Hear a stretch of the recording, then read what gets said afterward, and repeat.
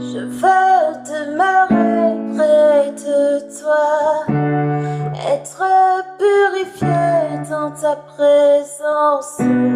Je veux me prosterner à tes pieds, entendre ta voix et marcher avec toi. Hello, hello et bienvenue dans ta rubrique préférée, une histoire, une parole. Aujourd'hui, on va lire Marc 7, du verset 14 jusqu'au verset 23. Et ayant appelé la foule, il leur dit « Écoutez-moi, vous tous, et entendez. Il n'y a rien d'extérieur à l'être humain qui puisse le rendre impur en entrant en lui. Mais ce qui sort de l'être humain, c'est ce qui le rend impur. Si quelqu'un a des oreilles pour entendre, qu'il entende. » Et quand il fut entré dans la maison, loin de la foule, ses disciples l'interrogèrent sur cette parole, et il leur dit « Vous aussi, êtes-vous sans intelligence? Ne comprenez-vous pas que rien d'extérieur en entrant dans l'être humain ne peut le rendre impur, parce qu'il n'entre pas dans son cœur, mais dans son ventre, avant de s'en aller aux toilettes, qui purifie tous les aliments. Mais, il leur disait, ce qui sort de l'être humain, c'est ce qui le rend impur. Car c'est du dedans du cœur des humains que sortent les mauvaises pensées, les adultères, les relations sexuelles illicites, les meurtres, les vols, les cupidités, les méchancetés, la tromperie, la luxure sans bride, l'œil méchant, le blasphème, l'orgueil, la folie. Toutes ces choses mauvaises sortent du dedans et rendent l'être humain impur. Je me suis attardée sur ce passage-ci parce que moi je trouve qu'il évoque quelque chose d'important pour le Seigneur devant sa face. Ce que lui considère réellement par rapport à ce que nous les hommes, on a souvent tendance à considérer. Lui, il va nous parler de l'état de notre cœur, à quel point en fait notre cœur est précieux pour Dieu.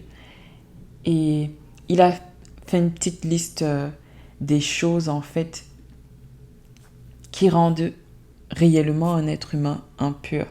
Parce que tout vient du cœur, que ce soit comment tu parles, comment tu t'habilles, comment tu réagis, comment tu perçois les choses, tout part de ton cœur. Et il est important pour nous de travailler justement à avoir ce cœur pur-là. Et il a fait une petite liste de c'est quoi des choses potentielles. Je pense que cette liste-ci n'est pas exhaustive dans ce chapitre de Marc et que dans d'autres chapitres des apôtres, des disciples, on peut retrouver d'autres choses qui pourraient souiller notre cœur. Et souvent dans le corps du Christ, c'est quelque chose que j'ai remarqué, on a cette tendance-là à mettre l'accent sur certains péchés plus que d'autres. Je vais donc nommer l'impudicité. Quelqu'un va par exemple s'offusquer du fait qu'une sœur est tombée enceinte ou que des frères soient tombés dans l'homosexualité. Mais si je viens partager, oh tu sais, j'ai envié le fait que toi tu pouvais te payer un piano alors que moi je n'en avais pas un. Je vais te dire, oh ma sœur, je comprends. Mais si je viens te dire, je suis tombée dans l'impudicité, je suis même tombée enceinte et après ça j'ai avorté, subitement j'ai commis une chose infâme, une chose très très grave. Et pourtant, quand je regarde ici, l'œil méchant c'est aussi un péché, quelque chose qui rend mon cœur impur. L'orgueil qui peut prendre tellement de formes, l'orgueil ça peut être du style moi, on ne me parle pas comme ça. Parce que je suis un grand directeur dans un cabinet d'avocats. Moi, je ne traîne pas avec telle catégorie de personnes. Moi, les gens comme si je ne touche que les pasteurs, je ne touche que les prophètes. Les autres personnes de l'église ne m'approchent pas parce que je suis quelqu'un. Moi, on ne me fait pas ci, on ne me fait pas ça. Ça, c'est une manifestation de l'orgueil. Et ça ne paraît pas être quelque chose de grave, selon les standards que nous, en tant qu'êtres humains, on a définis. Mais devant Dieu, ça reste quelque chose qui rend mon cœur impur. Autre chose encore, Là, dans ma version de la Bible, ça parle des relations sexuelles illicites. Le terme grec, souvent pour ce mot, c'est pornéia. Dans d'autres Bibles, on va dire les adultères. Mais le terme, c'est pornéia. Ça veut dire que, et même Jésus, il a donné même une définition de c'est quoi l'adultère. Ça veut dire déjà désirer quelqu'un dans tes pensées. Donc tu n'as même pas encore commis d'actes palpables, mais tu as déjà un cœur impur.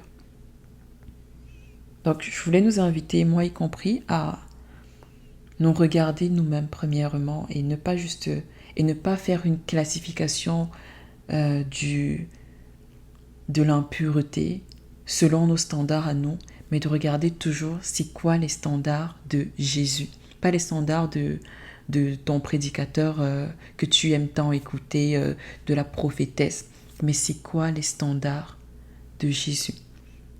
On doit toujours faire cet effort-là de rester dans la parole. Donc, une des choses que ce soit de Genèse à Apocalypse, une des choses précieuses pour Dieu, c'est notre cœur. Comment est notre cœur? Est-ce que notre cœur est comme le cœur de Jésus?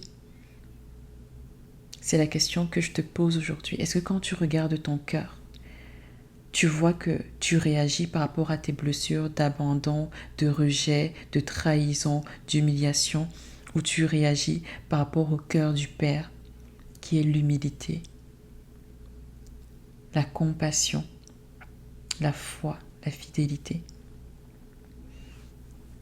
Donc, sois béni et à notre prochain épisode.